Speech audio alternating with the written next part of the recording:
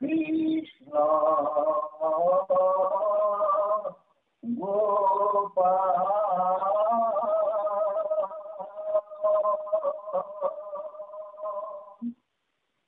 অপরাধী হরি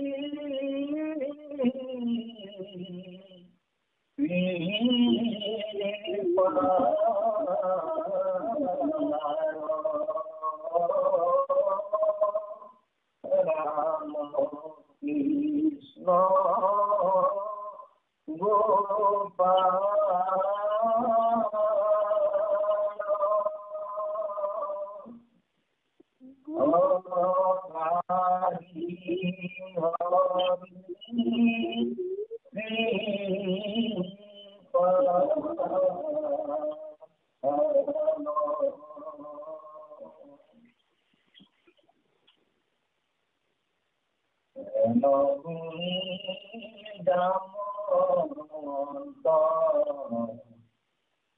ধায়া মহাবন্ত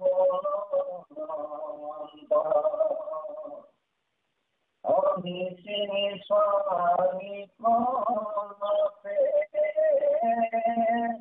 ধরিলত যুদ্ধ তাতে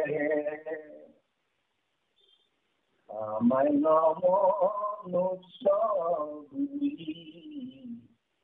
মহাক্রোধে গোলা গলি অনদানি প্রভাবী অনদানে অনাবতী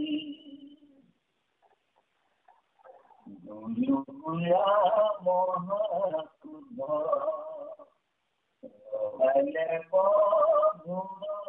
যুদ্ধ অধুরু মঙ্গলীলা বলি খেপন কত শিলা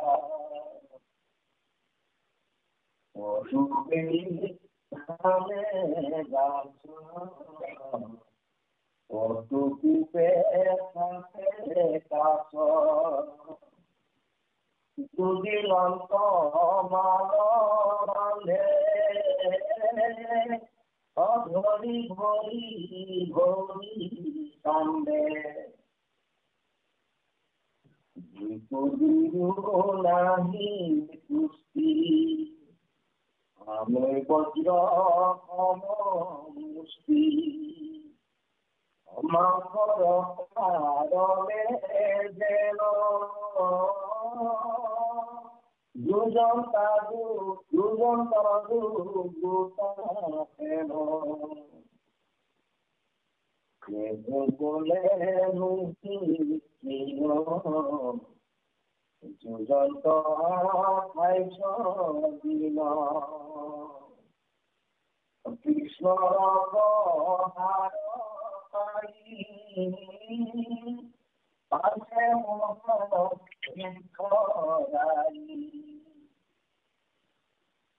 শান্ত কইলা মন দুঃখে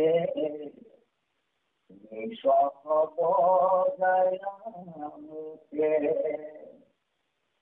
ভাগে কৃষ্ণ কবির চিন্দে বান্ধ কর্মদারি সঙ্গে কষ্ট মিলা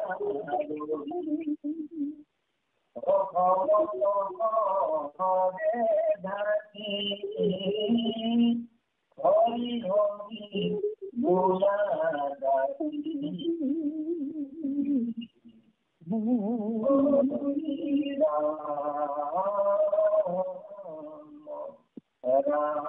কৃষ্ণ মাধব মাধব মাধব। আমার আজন্ম সহায় ছেলে নবমীর সন্ধ্যায় হতো সমবেত হয়ে আমার সুন্দর করে আজি পাঠ কাৰ্য সম্পাদন কৰা শইকীয়া বাপ, আমাৰ সমৰ ব্যক্তি ডেকা বাপ আৰু আমাৰ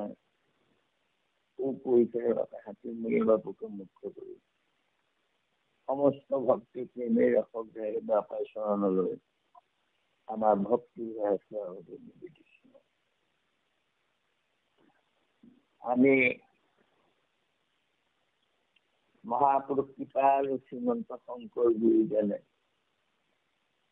সেয়া বাংময়ী মূৰ্তি স্বৰূপে বাক্য ৰূপে আমাৰ মাজত কীৰ্তন আৰু দশম পুথিত নিজে অৱস্থান লৈ আমাক সকলো আমাৰ জীৱনৰ সংশয় নিৰাকৰণ কৰি আমাৰ আত্মা তত্ত্বৰ সন্ধান দিয়ে জীৱতৰণৰ উপায় আমালৈ দি গৈছে। আৰু এই ভগৱন্ত কৃষ্ণৰ গুণ আৰু লীলা কীৰ্তন কৰি কলি যুগৰ ধৰ্ম একো নাই এৰিলা পৃথিৱী কৃষ্ণ ধৰ্ম জ্ঞানলৈ গইলা বৈকুণ্ঠ পবিত্ৰ গুণৰ নামত কৰি মাত্ৰ গুণ আৰু নাম এই দুটা ভগৱন্তৰ গুণ আৰু তেওঁৰ লীলা এই দুটা বস্তুৱেই আছে মাত্ৰ কলি যুগত। আৰু সেই গুণৰ নাম গাবৰ কাৰণেই গাই নিৰ্গুণ হব লাগিব।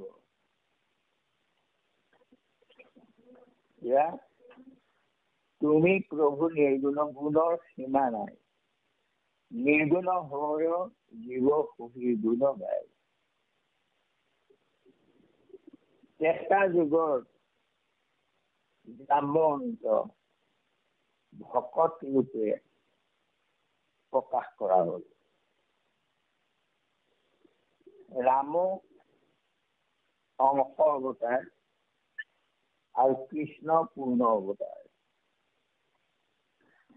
আৰু সেই ৰাম অৱতাৰত তিনিজন ভকত, হনুমান, জাম্বৱান আৰু বিভীষণ।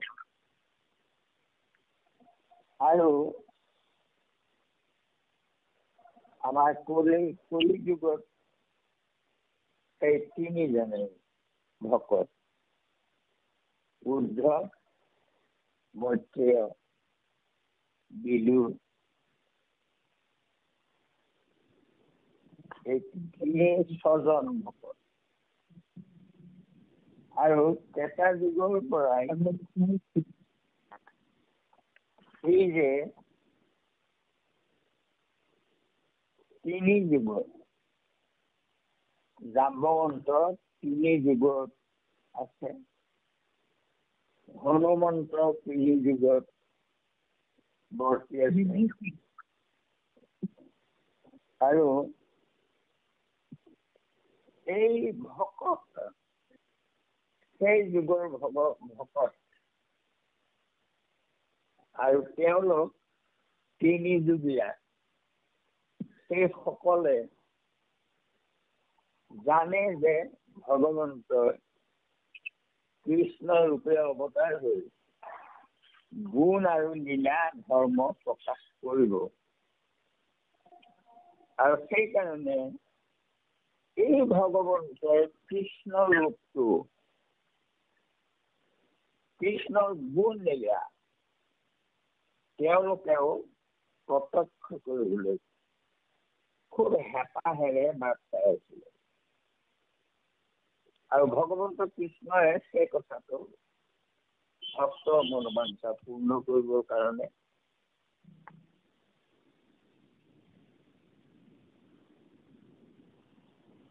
আৰু সেই জাম্বৱতী তেওঁ তিনি যুগীয়া তেওঁ সেই ৰাম অৱতাৰতে ৰামকে স্বামী ৰূপে পাবলৈ মনত কল্পনা কৰিছিলে, কিন্তু সেই যুগত নহব। নোহোৱাৰ কাৰণে এই কলি হয় আমাৰ কলি যুগত আহি সেয়া জাম্বৱতী কৃষ্ণদেৱৰ লগত বিবাহ পাশত আবদ্ধ হ'ব লাগে। পূৰ্বৰ কথাখিনি ৰাম অৱতাৰৰ কথাখিনি এই যুগতো প্ৰতিফলিত হ'ব লাগে, ভক্ত মনোবাঞ্ছা পূৰ্ণ কৰিব লাগে।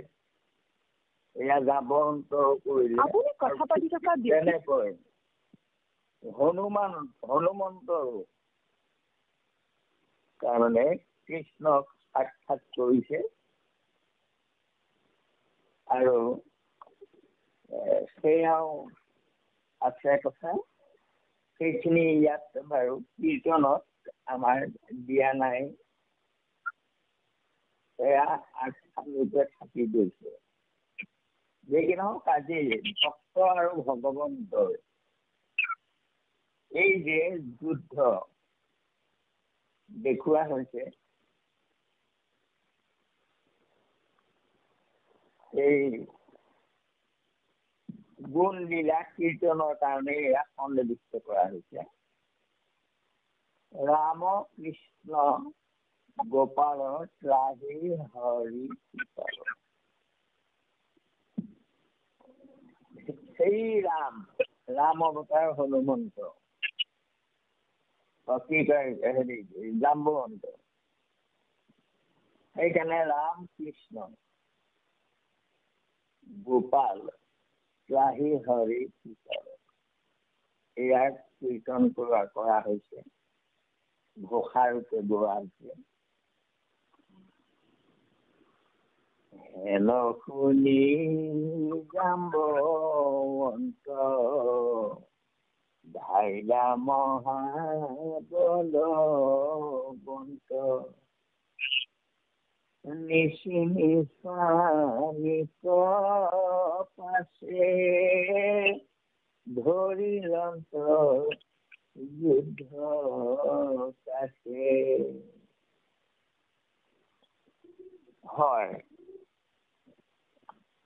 ল'ৰা উমলাই আছিলে সমন্তমণি হাতত লৈ, যেতিয়া এজন মানুহে আহি মণিটো কাঢ়ি ল'ব খুজিছে, গতিকে এওঁ তাৰমানে ধায়ে, ল'ৰা উমলোৱা ধায়ে দৌৰি গৈ ক'লেগৈ ঋক্ষৰাজক, পথেৰ মনুষ্য গোটে মণিনে হৰি, আবে ঋক্ষৰাজৰ লগত লোৱা যান্ত কৰি। কোনোবা মানুহ এজনে মণিটো হৰণ কৰিবলৈ আহিছে, গতিকে তুমি বেগেতে যোৱা। এই বুলি ধাই আছি কৰে আঁতৰা, চিঞৰি চিঞৰি কৈছে বেগেতে যোৱা, বেগেতে যোৱা। তেওঁ তাৰমানে হেৰি কৰা, বাধা দিয়া।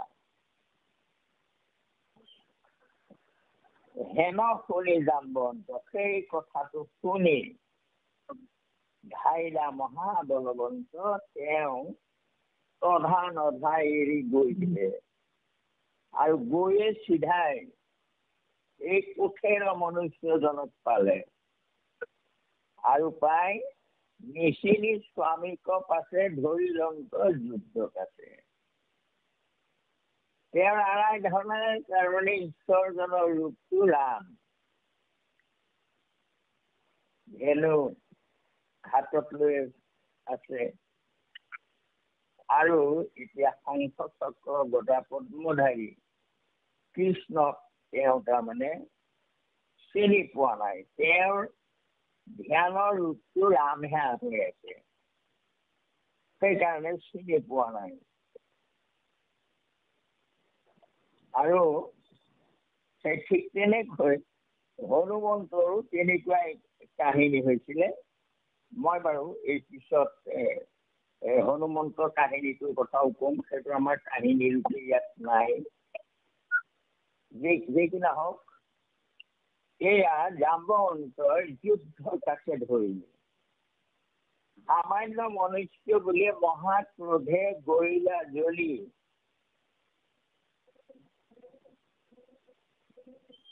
যুদ্ধ আৰম্ভ কৰিলে। সামান্য মনুষ্য বুলি ভাবিলে, খঙত একো নাই হৈ হতাহতি যুদ্ধ আৰম্ভ কৰিলে। দুয়ো হোৱা মহাক্ৰোধ লগাইলে ঘোৰ যুদ্ধ। দুইজনে মহাক্ৰোধ হল আৰু ঘোৰ যুদ্ধ আৰম্ভ কৰিলে। দুয়ো মাতংগৰ লীলা বৰিছে পৰ্বত শিলা। যেন দুটা হাতীয়েহে যেন লীলা কৰি যুদ্ধত নামিছে। আৰু পৰ্বত মানে শিলো বুজাই যায়। আৰু সেই পৰ্বত তাৰমানে শিল দলিয়াই যুদ্ধ কৰিছে। কত বেলি হানৈ গাছ, কত কোপে চাপি কাছ, ঝুলন্ত মাল বান্ধে ধৰি ভৰি ভৰি কান্দে। কোনোবা বেলা গছ উভালি লৈ গছেৰে কোবা কুবি কৰিছে, আৰু কেতিয়াবা কাষ চাপি গৈছে, মাল যুদ্ধ কৰিছে, অৰ্থাৎ বাহু যুদ্ধ। দুয়োকো নাহি তৃষ্টি, কোনো সন্তুষ্টি লাভ কৰিব পৰা নাই। ইজনেও সিজনক তাৰমানে হেৰুৱাবৰ কাৰণে চেষ্টা কৰিছে। বজ্ৰসম মুঠি মাৰিছে। যেনেকৈ মাংসৰ কাৰণে দুটা সেনে যেনেকৈ যুদ্ধ কৰে, তেনেকৈ যুজন্ত দগতা সেন কেহ বলে নাহি ক্ষীণ। কৃষ্ণ তাৰমানে সেনৰ দৰে যুদ্ধ কৰিছে। কেহ বলে নাহি ক্ষীণ। যুজন্ত 28 দিন এই যুদ্ধখন চলিলে। আৰু কৃষ্ণৰ প্ৰহাৰ পাই পাছে মহাৰিক্ষৰাই। কৃষ্ণৰ প্ৰহাৰত ঋক্ষৰাজত শ্ৰান্ত হৈছে। শ্ৰান্ত হৈলা মহাদুখে, নিশ্বাস বজাইলা মুখে। তেওঁ নিশ্বাস কাঢ়িছে। ভাগৈ যেন প্ৰতি কন্ধ, শৰীৰৰ চিল্লৈ বন্ধ। তেওঁ মাল যুদ্ধ কৰোতে যেন তেওঁৰ এই হাৰ মূৰবোৰ লৰি গৈছে, জোৰাবোৰ যেন লৰি গৈছে। আৰু গোৰে ঘাম যায় বহি, ভৰিৰ গৰুৱাই দি ঘাম বৈ গৈছে গৈ, গোটেই গা ঘামি গৈছে। আৰু সেয়া গৈ ঘামবোৰ গৈ মাটিত পৰিছে গৰুৱাই দি। আৰু সমস্ত সমাজে ঢাকি হৰি হৰি বোলা ডাকি সমস্ত সমাজক এই যুদ্ধখন দেখুৱাইছে। আৰু সেই যুদ্ধ ভগৱন্ত ভক্ত আৰু ভগৱন্তৰ মাজৰ যুদ্ধ। এয়া আমাক লীলা কৰিব, কীৰ্তন কৰিবৰ কাৰণে দিছে। যে কি নহওক, আমি ভকত আৰু ভগৱন্তৰ পৰিচয় হব ইয়াৰ পিছৰ অধ্যায়টোত। মই সেই ৰাম অৱতাৰৰ পৰা যে এটা সংগতি লাগি আহিছে, এই কথাটো কব বিচাৰিছো। যেতিয়া ৰাম আৰু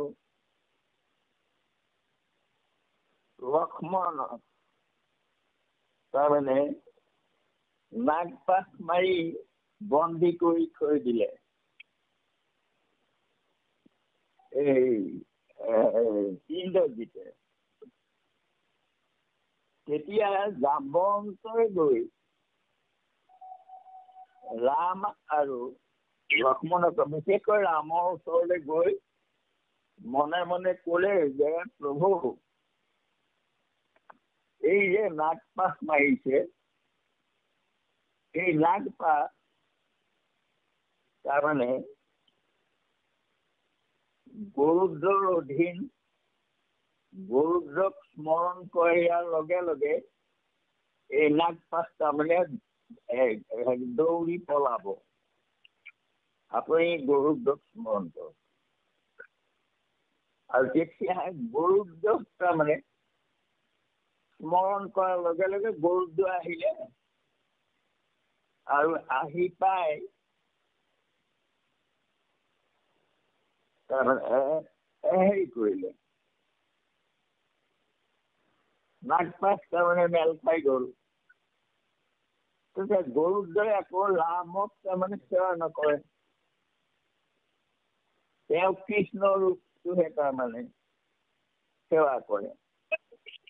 গতিকে তেওঁ ক'লে যে প্ৰভু, মোক তুমি তোমাৰ এই ৰূপটো মোক সেৱাৰ ৰূপ নহয়, গতিকে তুমি মোৰ ৰূপটো অৰ্থাৎ শ্ৰীকৃষ্ণৰ ৰূপটো, নাৰায়ণৰ ৰূপ, যিটো ৰূপ অৱতাৰৰ কাৰণ নাৰায়ণৰ, সেই ৰূপটো তাৰমানে মোক তুমি দেখুৱাই দিয়া। তুমি ইয়াৰ পিছতো আকৌ ৰূপ সেই ৰূপ ল'বা।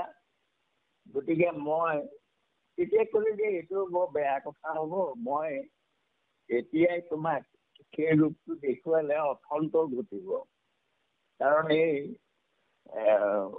হেৰিয়াৰ হনুমন্তই তাৰমানে কিবা অসুবিধা কৰিব পাৰে, এই বুলি তাৰমানে কৈ চলে। তেতিয়া গৰুদ্ৰই ক'লে, এই হনুমন্তই নেদেখা মই তাৰমানে মোৰ প্ৰকাণ্ড প্ৰাৰ্থীৰে তোমাক আৱৰি ঢাকি ধৰিম, আৰু তুমি সেই ৰূপটো ধৰা মোৰ সেৱাৰ ৰূপটো। যেতিয়া গৰুদ্ৰই তাৰমানে পাখি দুখন ডাঙৰকে মেলি পেলাই তাৰমানে ধৰিলে, হনুমন্তই ভাবিলে যে এই চৰাইটোৱে কি কৰিছে ৰামৰ লগত, এই বুলি তাৰমানে একেবাৰে সেই হেৰিয়াৰ গছ এজোপা একেবাৰে ওপৰলৈ গৈ উঠি তাৰপৰা ডিঙিটো মেলি চাইছে কি কৰিছে। তাৰপৰা দেখিলে যে বাঁহীটো তাৰমানে বাঁহী হেৰি বাই থকা ৰূপটো তাৰমানে দেখুৱাইছে। তেতিয়া হনুমন্তই প্ৰতিজ্ঞা কৰিলে, তেওঁ বুজি পাইছে ভকত যেতিয়া, তেওঁ ক'লে, ধনুৰ বাণৰ গুচাই কৈ বাংশী দিলি কৰে, তুলিবোৰ ইহাৰ হৰ কৃষ্ণ অৱতাৰে। ঠিক আছে, তই তাৰমানে এইটোৰ ওপৰত সহায় নকৰ, সেৱা নকৰ, গতিকে ময়ো তই সেৱা কৰা ৰূপটো ময়ো সেৱা নকৰোঁ। গতিকে মই ইয়াৰ হৰ তুলিম কৃষ্ণ অৱতাৰত। এই হনুমন্ত তাৰমানে এই জাম্বৱন্তৰ লগত এয়া যুদ্ধ হ'ল। কৃষ্ণৰ ৰূপত তাৰমানে ভকতই লগ পালে, হনুমন্তই তাৰমানে সেইটো বাট চাই আছে। আৰু এতিয়া এই গোটেই কাহিনীটো ক'লে যথেষ্ট দেৰি হ'ব। গতিকে আজি মাত্ৰ ইমানেই কৈছো যে হনুমান মানে কেনেকৈ হনুমন্তই কৃষ্ণক ৰাম বনাই দিলে, এইটো মই কালিলৈ বাৰু ক'ম। আজি কাৰণে ইমানতে হেৰি কৰিছো। কথাটো মনত পেলাই দিলেই হ'ব, মই পাহৰিও থাকোঁ আজিকালি কথাবোৰ।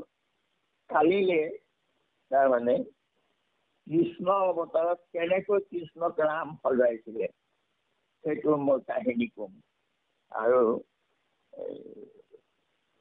কৃষ্ণ এইখিনি আমি ক'বলৈ যাওঁতে হ'ব পৰা অপৰাধখিনি আপোনালোকে মূল্যায়ন কৰিব। কোটি কোটি ঘৰৰ অপৰাধ কৰো মই হে হৰি মুখ দাসহেন মানি সময় উপকৃত মই, সময় উপকৃত মই। শ্ৰীমন্ত শংকৰ হৰি ভকতৰ জানা জ্ঞান ফলটো কৰি তাহান্ত বিনাই নাই নাই নাই আমাৰ পৰম গুৰু, আমাৰ পৰম গুৰু। আমাৰ পৰম গুৰু কৃষ্ণ শৈশৱত সামৰি দিওঁ কৃষ্ণ মাধৱ কৃষ্ণ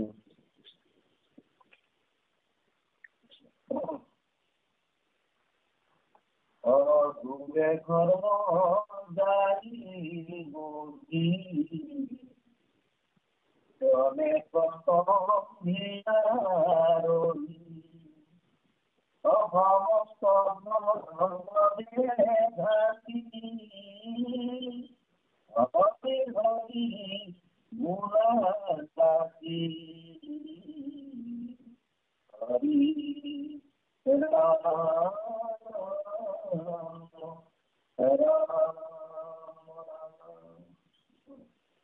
জয় ৰাম